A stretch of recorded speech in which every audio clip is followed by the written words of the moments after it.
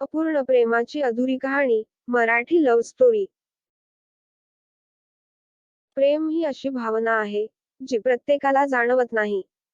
प्रेम म्हणजे ती भावना, ज्यात मन हरवून जावंसं वाटतं. मला ही भावना तुमच्याशी शेअर करायची आहे. संध्याकाळ झाली होती. मी माझ्या मित्राची वाट पाहत होतो. स्टेशनच्या बाहेर. आमचा कुठेतरी बाहेर जायचा प्लॅन होता आणि मी लवकर पोहोचलो होतो. काय करावे समजत नव्हते. मी स्टेशन जवळ जाऊन बसलो. मग असे काही घडले की माझ्या आयुष्याला वेगळे वळण मिळणार होते.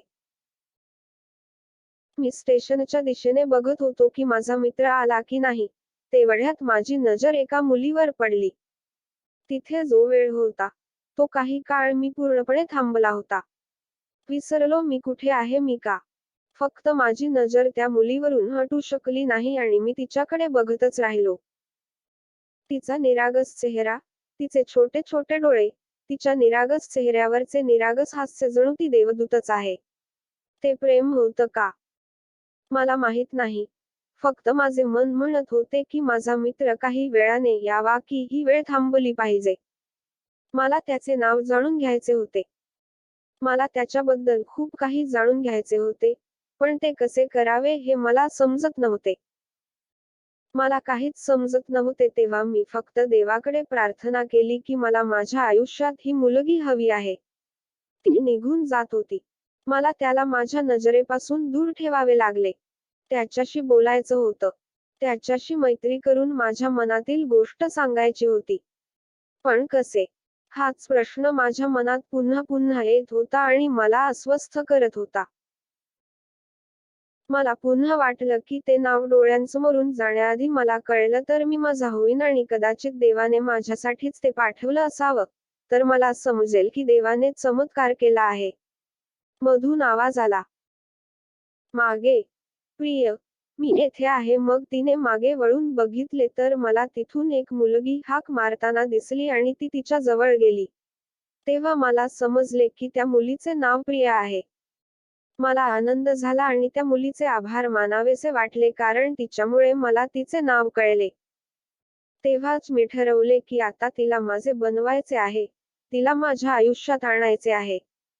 तेवढ्यात मी त्याच्या मागे जाऊ लागलो की अचानक मागून एक हात आला. मी मागे वळून पाहिले तर माझा मित्र आला होता. आता मी काय करू? मला समजत नव्हते. काय सांगू त्याला? कसे नकार देऊ? मी त्याच्या मागे कसे जाऊ? मी असाच विचार करत राहिलो तोपर्यंत ती माझ्या नजरेतून निघून गेली होती. जणू माझे मन रडायला लागले होते आणि तेव्हाच जणू सर्व काही स्वप्नवत आहे असे वाटले. डोळे उघडले आणि स्वप्न भंगले. मी माझ्या मित्रासोबत तिथून निघालो, पण त्याच्याबद्दलच विचार करत राहिलो. जणू माझे मन आता त्याचा विचार सोडायला तयार नव्हते. दुसऱ्या दिवशी कॉलेजची तयारी करून कॉलेजला पोहोचलो आणि जाऊन बाकावर बसलो. मग मित्राने फोन केला आणि म्हणाला, "बघा, आमच्या कॉलेजमध्ये नवीन मुलगी आली आहे." माझे मन अजूनही त्याच्या विचारात मग्न होते. त्याचा चेहरा माझ्या नजरेतून हटत नव्हता. तो मला पुन्हा पुन्हा हाक मारत होता. म्हणूनच मला राग आला आणि मी थांबल्यावर त्याच्याशी बोलणार होतो. जणू काही माझे डोळे पुन्हा स्वप्नात गेले. मी पाहिले की ती तिची होती. जणू माझ्या आनंदाला काही सीमाच नाही. मला स्वतःला थांबवता येत नव्हते आणि मला समजत नव्हते की काय करावे. मी काय बोलू शकलो? मी फक्त जाऊन माझ्या मैत्रिणीला मिठी मारली आणि हसायला लागलो. तेव्हाच मला कळले की आज पहिल्या दिवशी कॉलेजमध्ये आलेली ती नवीन मुलगी होती. जणू मी हवेत उडू लागलो. मग एके दिवशी मी माझ्या मित्राला सांगितले की हे असे आहे. तो म्हणाला, "जा आणि तुझ्या मनात काय आहे ते त्याला सांग." पण मला भीती वाटत होती. ती काय म्हणेल? तिला काय वाटेल? हा विचार मी नेहमी थांबवायचो. माझे बोलणे ऐकून तो माझ्यापासून दूर जाईल असे मला वाटायचे. मला त्याच्यापासून दूर राहायचे नव्हते. मला समजले की कदाचित तीही मला आवडली असेल. पण ती कधीच काही बोलायची नाही. तो माझ्या मनाचा विचार करतो त्याच्यासाठी मी काही नाही. पण त्याला कसं कळलं की मी पहिल्याच नजरेत माझं मन त्याला दिलं होतं. दिवस निघून गेले. आम्ही एकत्र राहायचो आणि एका चांगल्या मित्रासारखं बोलायचो. पण त्याला आणि ना त्याला काही बोलायची हिंमत माझ्यात नव्हती. वेळ निघून गेला आणि आमचा अभ्यास पूर्ण झाला. पण तरीही माझ्या मनात पहिलं आणि शेवटचं प्रेम त्याच्यासाठी होतं आणि कदाचित त्याच्यासाठीही. आणि या मार्गाने आम्हा सगळ्यांना वेगवेगळ्या कंपनीत नोकऱ्या मिळाल्या होत्या. म्हणूनच एक दिवस मला वाटलं की आता तेच झालं. मी उद्या त्याच्याकडे जाऊन माझ्या मनातल्या गोष्टी सांगेन. देईल. दुसऱ्या दिवशी सकाळी उठलो आणि मी तिला फोन केला आणि मला तिला भेटायचे आहे असे सांगितले. तिने भेटण्यासाठी हो म्हणाली आणि त्यामुळे मला खूप आनंद झाला. आम्ही एक वेळ ठरवली होती आणि मी वेळेआधी त्याची वाट पाहत होतो. तेव्हा माझी नजर त्याच्यावर पडली. तेच कपडे, तेच बॅग, तेच छोटे छोटे डोळे आणि चेहऱ्यावर तेच गोड हसू, जणू वाटत होतं. पहिलाच दिवस, तिला मी पहिल्यांदा पाहिलं होतं. ती हळूहळू येत होती. मी फक्त तिला पाहत होतो.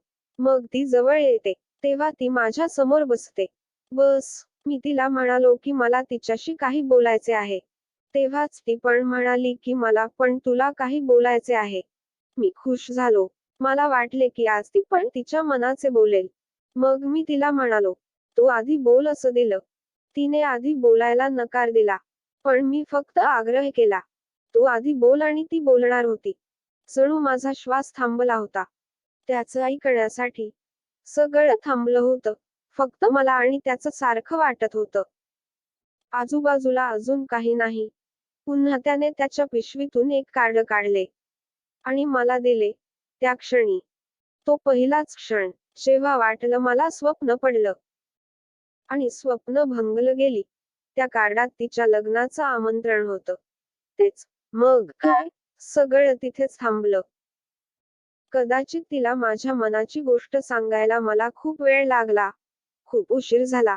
मग त्याने मला विचारलं, काय केलं? तुला म्हणायचे आहे का? तेव्हा मी काय बोलले असते? प्रकरण बदलले. आणि ती निघून गेली. आणि मी तिथेच बसून राहिलो. तिला माझे बनवण्याचे मला फक्त एक स्वप्न होते. मी तुटले.